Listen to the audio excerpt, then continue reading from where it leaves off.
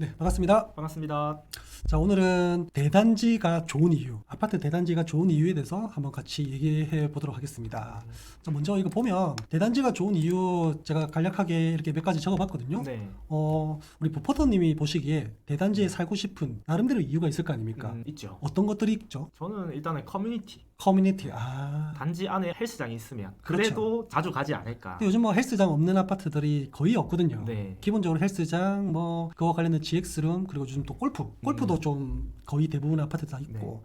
근데 그거 외에 일반 아파트에서 좀 볼 수 없는 커뮤니티들이 많거든요. 흔히 네. 말하면 수영장이라든지 다목적 체육관, 사우나라든지 이런 것들은 단지 내 아파트에 없으면 그 주변에 있는 상권을 이용할 수밖에 없잖아요. 맞습니다. 그럼 사실은 단지를 벗어나면 옷도 좀 차려입어야 되고 차를 타야 되고 도보를 걸어야 되고 뭐 여러 가지 좀 불편함이 있잖아요. 확실히 대단지가 다양한 커뮤니티와 그 규모도 좀 좋은 이유가 있어요. 그래서 첫 번째로 보면 단지 내 쾌적함. 이게 아무래도 대단지라고 하면 1000세대, 2000세대, 3000세대 세대수가 많으면 많을수록 아무래도 조경 시설이 좋거든요. 네. 그럼 이제 숫자가 큰 대단지일수록 산책이라든지 아니면 뭐 조깅이라든지 뭐 이런 것들이 좀 가능한 단지들이 있기 때문에 대단지라고 하면 거의 1000세대부터 시작이거든요. 근데 요즘은 워낙 2000세대, 3000세대, 부산 같은 경우는 4000세대에 넘어가는 아파트들도 최근에 입주하다 보니까 야, 이게 1000세대가 대단지가 맞나 싶을 정도로 그런 느낌도 있잖아요. 비교적 작게 그렇죠. 느껴지죠. 그래서 1000세대 정도 이상이 되는 대단지 같은 경우는 확실히 단지에 쾌적함이 있다. 그래서 대단지가 좋은 이유 첫 번째는 단지가 쾌적하다. 그리고 두 번째는 이제 우리 부퍼터님 말씀해 주셨던 다양한 커뮤니티. 요즘 아파트 커뮤니티 너무 좋기 때문에 네. 좋은 아파트와 덜 좋은 아파트의 약간 구분이 이 커뮤니티에서 좀 많이 나누어집니다. 향후에는 어떤 거냐면 우리가 오락시설 있잖아요. 오락실. 이런 것들도 들어올 수 있어요. 흔히 말하는 볼링장이라든지 아, 흔히 말하는 지금 보면 탁구장 정도는 들어와 있거든요. 맞죠. 네. 근데 테니스장이라든지 우리가 옛날에는 테니스장은 오래된 아파트 같은 경우는 야외 테니스장 많잖아요. 네. 그럼 이제는 실내 테니스장. 실내 테니스장. 그런 것들이 가능한 게 이제 다목적 실내 체육관 이런 거거든요. 농구, 배구, 그러니까 실내에서 할 수 있는 구기 종목 스포츠 이런 거 있잖아요. 네. 다 즐길 수 있는 그런 커뮤니티가 조금 들어오지 않을까. 그래서 그런 것들이 이제 좀 기대가 되고 생활의 편리 이런 것들은 아무래도 우리가 대단지를 살다 보면 좀 많은 것들이 편리하잖아요. 네. 단지 내 상가들이 좀 많이 들어올 수 있다라든지 흔히 말하는 조식 서비스를 한다든지 컨시어지 서비스. 컨시어지 서비스라든지 이런 하이엔드급의 아파트들이 들어가는 것들이 일반 아파트에도 들어오는 경우도 있거든요. 네. 대단지가 만들어지면서 도로가 커지고요.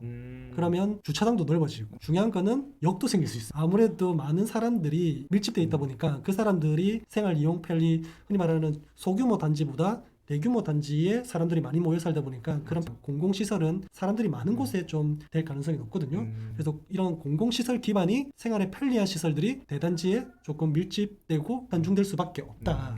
그런 것들이 대단지가 좋은 이유죠. 그 다음에 이제 풍부한 유동성. 이게 뭐냐면 아무래도 대단지다 보니까 거래량도 많을 거고요. 네. 아파트로 치면. 그리고 사람들이 대단지다 보니까 좋아 보이잖아요. 그러다 보면 살고 싶어 하는, 살아보고 싶어 하는. 살아보고 싶어 하는 아파트로 또 그렇게 보이거든요. 맞죠. 그러면 많은 사람들이 거래하다 보면 흔히 말하는 지표 단지가 될 수 있어요. 그러다 보면 거래도 많고 거래가 많으니까 가격이나 이런 것들에 대해서 반영이 또 될 수도 있고 가격도 오를 수도 있고요. 하락장에서는 또 가격 방어도 될 수도 있고 사람들이 많이 사고 팔고 하는 그런 유동성 등으로 인해서 확실히 아파트 가격에도 영향을 많이 미친다. 이제 이런 의미로 대단지가 좋습니다. 그리고 대단지는 건축비가 한꺼번에 많은 단지를 짓다 보니까 건축비 감소가 있을 수밖에 없잖아요. 그러면 이제 가격 자체가 소규모보다 비용이 절감이 될 수도 있습니다. 그러다 보면 건축비가 절감되다 보니까 분양가도 조금은 영향을 미칠 수 있다. 그리고 이게 제일 중요하죠. 어떻게 보면 매달 내는 관리비가 절감될 수 있다. 공용시설 부분이라는 이런 것들이 소규모 단지보다 많은 사람들이 함께 이용하지만은 그 관리비 자체가 분산되다 보니까 확실히 좀 절감되는 효과가 있습니다. 그리고 다양한 평형과 구조. 아무래도 대단지면 흔히 우리가 제일 좋아하는 8사, 9평 이런 것들뿐만 아니라 소형 평수, 그다음에 중대형 평수, 대형 평수 이렇게 다양한 평형과 구조가 생기다 보면 내가 선택의 폭이 넓어지잖아요. 그러다 보면 평형이 많아지면 내가 20평대 살다가 30평대를 옮길 때 살다 보니 너무 좋은 거예요. 그럼 다른 단지로 갈 필요 없이 그냥 단지 내에서 또 또 이렇게 평형을 옮겨가는 그런 수요도 있다 보니까 유동성이 또 풍부해지겠죠. 그러다 보면 확실히 탄탄한 거래량과 탄탄한 아파트 가격을 또 만들 수 있는 그런 요인이 되기도 하죠. 그래서 대단지가 좀 다양한 평형과 구조를 가질 수 있는 게 좋은 이유입니다. 그리고 이것도 우리가 생활하다 보면 되게 중요한데 단지 내 상가가 당연히 생기겠죠. 그렇죠. 근데 이거는 좀 한정적이에요. 아파트가 뭐 1000세대가 생기면 한 몇십 개가 생기겠죠. 네. 단지 내 상가뿐만 아니라 그 아파트 주변으로 해서 상가들이 또 생겨요. 음. 그럼 대단지일수록 그 규모는 더 커지겠죠. 네. 그럼 상가가 주변에 내 아파트에 많아지면 굉장히 편리한 거거든요. 그렇죠. 그래서 대단지가 좋은 이유에서 제가 8가지 이렇게 썼지만은 이것보다 디테일하게 들어가면 훨씬 더 많습니다. 대단지가 좋은 이유 8가지 살펴봤고, 그래서 부산에 대단지 순위로 딱 보면 1위가 화명 롯데캐슬 카이저부터 해가지고 쭉쭉쭉쭉 나옵니다. 네. 그래서 쭉 나오는데 50위까지 가도 뭐 1000세대가 넘어요. 그래서 요즘은 1000세대라고 하면 약간 대단지인 거 맞나? 1000세대가 이렇게 많죠. 그렇죠. 네. 그래서 요즘은 주상복합이라든지 용적률 상한해서 초고층을 많이 네. 짓다 보니까 확실히 세대수가 1000세대 넘어가는 아파트들은 정말 많아요. 그래서 보통 2000세대 정도 넘어가야 조금 대단지지 않나 할 정도로 1000세대는 이제 너무 많이 흔해졌다. 그렇죠. 네. 그래서 2000세대 정도 생겨야지 아까 상권 얘기를 했지만은 프랜차이즈 네. 상권도 생길 수 있고 우리가 좋아하는 롯땡땡이 아니고 맥땡땡도 생길 수 생길 있는 수 있고. 그런 좀 상권의 질도 좀 높아지는 그런 좋은 이유가 될 수 있습니다. 자, 그래서 첫 번째는 화면 롯데캐슬 카이절에서 48개 동 5239세대입니다. 이게 공식적으로는 부산에서 가장 세대수가 많은 단지가 바로 롯데캐슬 카이저입니다. 한번 볼까요? 자, 여기는 이제 화명동이죠. 화명동 네. 수정역 바로 초역세권에 위치하고 있고요. 2012년 6월에 입주해서 이제 14년 차. 네, 와, 14년 카이저가 차. 벌써 15년 차가 됐어요. 건폐율이 12%에서 아까 우리가 대단지의 쾌적함 있죠. 그 건폐율도 굉장히 낮기 때문에 단지 내 쾌적함도 굉장히 좋습니다. 그리고 단지 내에 여기 초입 부분에 이제 공원도 되어 있기 때문에 확실히 이런 조그만 공원이 있는 것과 없는 것은 확실히 좀 많이 차이 납니다. 차이 나죠. 48개 동도 있다 보니까 엄청나죠. 그래서 구평 기준으로 시세도 한번 보면 34평 한 6억 중반 정도에 이렇게 또 거래되고 있습니다. 여기는 아무래도 초등학교도 가까이에 있고 중고등학교도 다 가까이 있거든요. 네. 아이들 키우기가 너무 좋은 명시상무 북구의 어떻게 보면 대장 아파트라고 또 볼 수 있습니다. 그리고 무엇보다 이제 낙동강 조망권도 보이고 뒤에는 산도 산이고. 이제 조망권도 되기 때문에 자연환경 그다음에 입지 여러 가지로 평가를 받았을 때는 확실히 롯데캐슬 카이저가 대단지 치고는 입지적으로는 괜찮다. 하지만 지역적으로는 북구라는 좀 단점이 있기 때문에 가격은 한 6억 중반 쪽에서 시세 흐름을 받쳐주고 있다. 이렇게 보시면 될 것 같아요. 자, 두 번째로 볼게요. 두 번째는 대연 DIL입니다. 대연 DIL은 24개 동에 4,488세대입니다. 요거는 지금 짓고 있죠. 지금 요거는 이제 분양권 상태고요.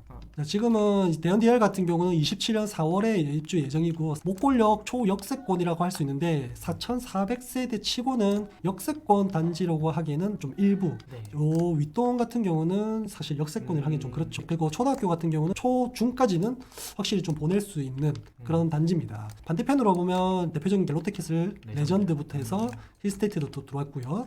이제 목골역 따라서 대연역부터 해서 경성대 부경대역까지 가면 바로 남천동 아닙니까? 그래서 요 2호선 라인에 확실히 수혜를 좀 받고 있는 그런 단지라고 보시면 되고 또 더 크게 보면 확실히 북항 재개발의 가장 수혜지. 사실 북항 재개발이 되면서 여기에 일자리라든지 관광 수요 이런 것들이 아주 인접해 있거든요. 네. 그래서 실제로 차를 타고 다니면 확실히 뭐 5분에서 10분 정도 10분? 아주 근접이기 때문에 남구에 이런 주거 타운이 형성되면서 북항이라든지 그다음에 서면 접근성 그다음에 요즘 핫한 광안리 접근성 이런 것들도 굉장히 좋은 입지이기 때문에 이런 대단지 아파트 그리고 또 신축이지 않습니까? 네. 분양권이기 때문에 굉장히 대단지로서 좀 각광받고 있는 것 같습니다. 이제 평균가를 보면 33평 기준으로는 8억 한 초중반대 초중반. 이렇게 좀 거래가 되고 있습니다. 자, 세 번째 보겠습니다. 세 번째는 이제 레이카운티입니다. 레이카운티.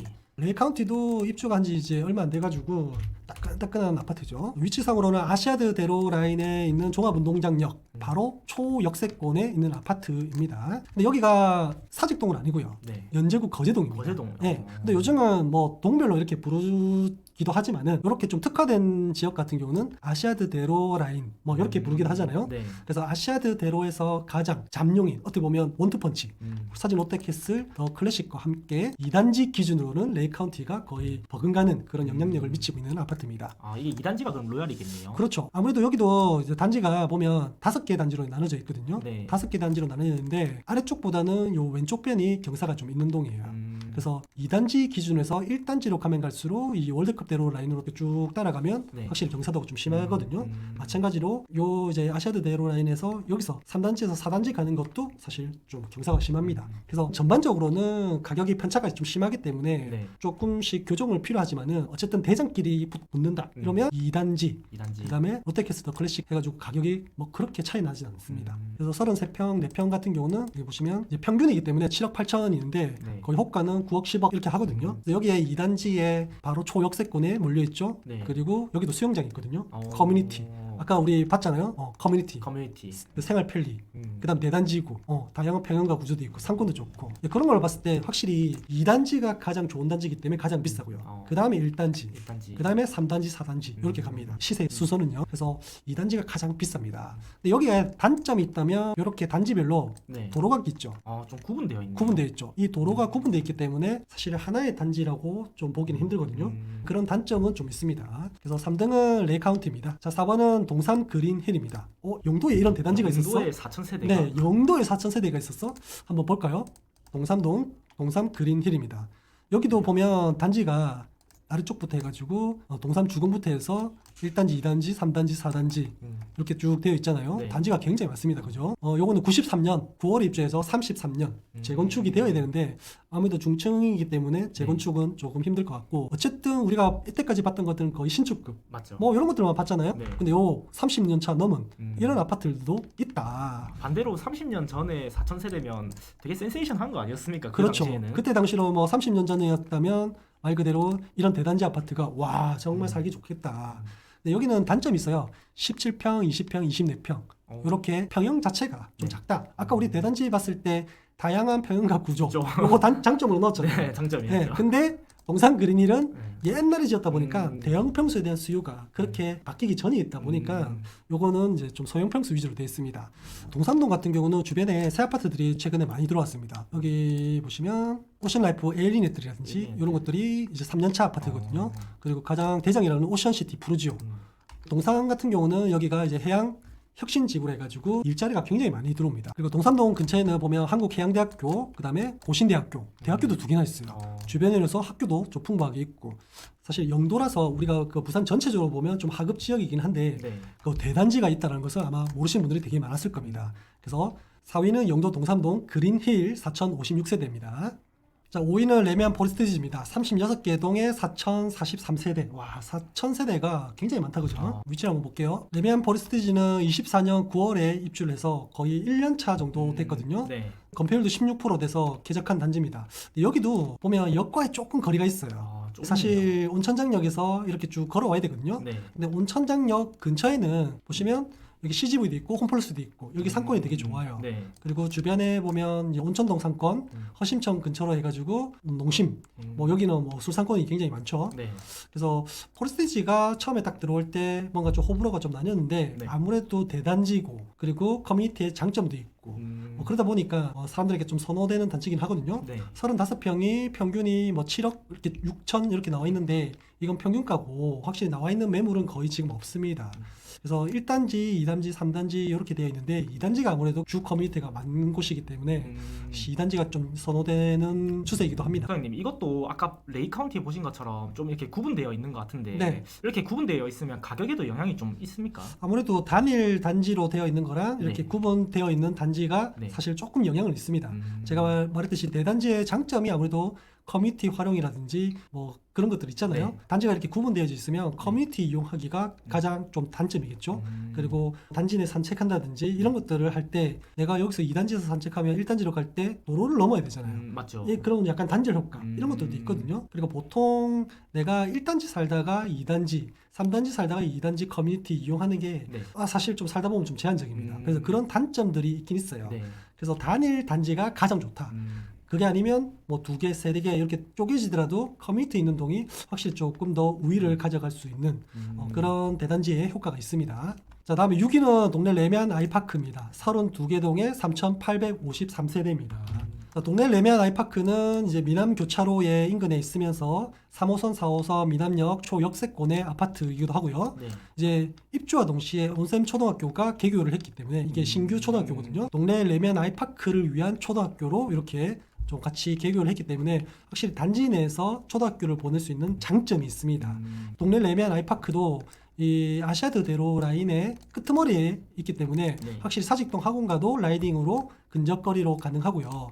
단점이 있다면 레이카운티나 포레스티지처럼 네. 단지가 이렇게 구분되어 있죠. 그래서 1단지, 2단지, 3단지 중에서 1단지는 커뮤니티가 일부 있지만은 네. 2단지의 커뮤니티가 주로 수영장이라든지 이런 것들이 2단지에 다 몰빵되어 있기 때문에 2단지가 커뮤니티 이용하기는 제일 좋고 그다음 학교 초등학교 애가 단지로 보내기에도 가장 좋겠죠. 네. 그래서 이런 초등학교 자녀나 커뮤니티 이용하시는 분들은 2단지가 가장 선호되고요. 3단지도 마찬가지로 역과의 거리가 우리가 3호선, 4호선보다 네. 오히려 1호선을 이용하는 횟수라든지 또 좋은 지역들이 많거든요. 네. 그래서 1호선은 오히려 3단지가 좀 더 가깝기도 하고 그다음에 여기 보면 롯데백화점, 그다음에 롯데마트, 그다음에 상권도 마련 되어 있고 그리고 명륜 1번가로 또 이용하기에도 확실히 3단지가 도보권으로는 조금 더 제일 좋거든요. 가깝네요. 네, 그래서 3단지랑 2단지가 가장 선호됩니다. 가격은 거의 비슷비슷하게 조금 형성되어 있고 9평 기준으로서 34평 같은 경우는 거의 9억 중반 정도에 좀 거래되고 있다 이렇게 보시면 될 것 같아요. 자, 다음은 7위 다대 롯데캐슬 모른데에서 49개 동 3,462세대입니다. 자, 다대동 롯데캐슬 모른데 같은 경우는 이제 다대포 해수욕장까지 1호선이 연장되었잖아요. 네. 근데 연장되었지만은 역세권 아파트라고 보기는 힘듭니다. 경사도 좀 있고요. 근데 여기가 가장 큰 장점이 뭐냐면 주변을 해서 바다가 보일 수 있는 동들이 굉장히 많다는 거죠. 이렇게 보시면 이런 3단지 같은 경우, 그 다음에 4단지 같은 경우 이런 데는 특히 3단지 같은 경우는 바닷가 조망이 좀 잘 보이는 그런 단지로 유명하고 서부상권 쪽이잖아요. 네. 일몰이 굉장히 그렇죠. 예뻐요. 서쪽이 그렇죠. 서쪽이 예쁘니까. 그래서 학교도 단지 내 안에 딱 들어와 있고 해서 어느 단지에서 초등학교를 보내기가 가장 좋고 그 다음에 조망권도 나오는 단지가 있다 보니까 거주 요건은 너무 좋습니다. 너무 좋은데 가장 큰 단점은 19년 차로 접어들기 때문에 이제는 구축 아파트의 느낌이 나죠. 그래서 구축 아파트니까 흔히 말하는 요즘 최근에 신축이 이루어진 대단지 아파트만큼의 커뮤니티는 없지만은 주변에서 상권이라든지 학교라든지 이런 아이들 키우기에는 주거 만족도는 굉장히 높다고 볼 수 있는 아파트입니다. 자, 8위는 이제 화명 대림타운입니다. 35개 동 3,382세대의 대단지고요. 역시나 여기도 이제 화명역 근처에 있는 아파트죠. 네. 아까 우리 롯데캐슬 카이저가 5,000세대가 넘는 대단지였잖아요. 네. 화명동에도 카이저 못지않은 3,000세대가 넘는 화명 대림타운이 있습니다. 여기도 28년 차 접어든 아파트이기 때문에 굉장히 구축이고요. 28년 전에 3,000세대가 넘는 아파트였다면 굉장히 사람들에게 선호되는 아파트였겠죠. 네. 여기도 초등학교가 바로 길 건너가면 있고요. 역도 도보권으로 화명역 충분히 이용할 수 있고 이 인근으로 해가지고 확실히 상권도 좀 잘 이루어져 있고요. 그래서 화명 쪽에서는 가장 중심 상권이라 할 수 있는 게 화명역 이 상권 아니겠습니까? 맞죠. 그래서 학교, 그다음에 교통, 그다음에 상권 이런 것들이 도보권으로 충분히 이용할 수 있는 그런 입지이기 때문에 오히려 좀 소규모 구축하는 것보다는 오히려 이렇게 대단지 아파트 이제 구축을 가는 게 확실히 조금 더 안정성이 있다라고 좀 보여집니다. 국평 기준으로 보면 가격이 거의 한 3억 가까이 언저리에 이렇게 시세가 형성되어 있는 걸 볼 수 있고요. 대단지를 좀 선호하시는 분들은 가격적으로 저렴한 화명 드림타운도 괜찮다. 자, 9위는 백양 디 이스트입니다. 30개 동 3,160세대로 대단지 9위에 들어와 있고요. 자, 여기는 만덕동입니다. 만덕동에서 이제 만덕터널 쪽 지나가다 보면 이제 보이는 그런 단지죠. 네. 요거는 옛날에 만덕 농문 굿모닝 힐이라고 들어보셨죠? 힐. 네. 그래서 2015년 입주한 11년 차 아파트인데 여기 이름이 좀 바뀌었죠. 백양 디 이스트라고. 그래서 보시면 주변으로 해서 다 구축 아파트입니다. 얘도 35년 차.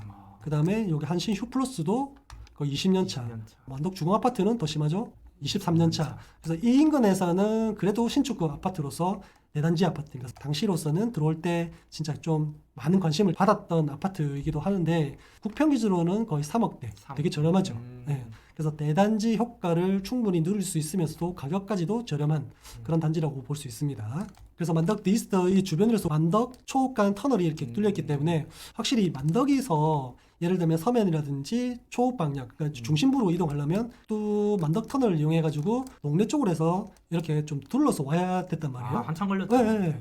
근데 이제 바로 인근에 만덕 초읍 터널이 뚫리면서 바로 초읍까지 연결되면서 동래구나 아니면 이쪽 서면 쪽으로도 접근성이 용이해진 이제 그런 위치입니다. 자, 마지막으로 12 롯데캐슬 레전드입니다. 30개 동에 3,149세대고요. 롯데캐슬 레전드 같은 경우는 남구의 대연 DIL 지금 입주 예정인 단지 바로 맞은편에 위치해 있고 목골역 초역세권이라고 볼 수 있죠. 학교 같은 경우는 도로 하나만 넘으면 연포초등학교도 있고요. 이 인근에서 여기 남구청, 그 다음에 주민센터, 그 다음에 교육지원청, 그 다음에 보건소까지 이렇게 같이 관공서도 주변에 단지 바로 옆에 있고 그리고 주변에 초등학교, 중학교, 고등학교까지 다 도보로 이동이 가능한 위치에 다 있습니다. 단지가 크다 보니까 1단지, 2단지 이렇게 구분이 되어 있거든요. 주로 2단지는 세계동이기 때문에 좀 비선호되긴 하지만은 어쨌든 2단지 내에서도 역을 충분히 도보로 이동할 수 있는 그런 장점이 있습니다. 1단지 기준으로 34평 같은 경우는 7억 초중반 이렇게 거래가 되고 있는 만큼 굉장히 위치가 좋은 아파트입니다. 2018년도 2월달에 입주했기 때문에 이제 8년차, 아직 10년이 안 된 신축급 아파트라고 볼 수 있고요. 이제 아래동부터 해서 윗동까지 다양한 가격대의 평형이 존재하기 때문에 여기도 보시면 아까 우리 대단지가 좋은 다양한 평형과 구조, 이게 장점이라 했잖아요. 네. 우리 롯데캐슬 레전드도 그런 아파트다. 그래서 평형대를 보면 17평, 22평 소형 평수부터 해서 46평까지 중대형 평수까지 되어 있기 때문에 이 단지 내에서 움직이는 수요가 굉장히 좀 많다라고 이렇게 볼 수 있습니다. 자, 그래서 우리가 오늘 1위부터 10위까지 이렇게 딱 봤는데 거의 10위까지가 3,000세대입니다.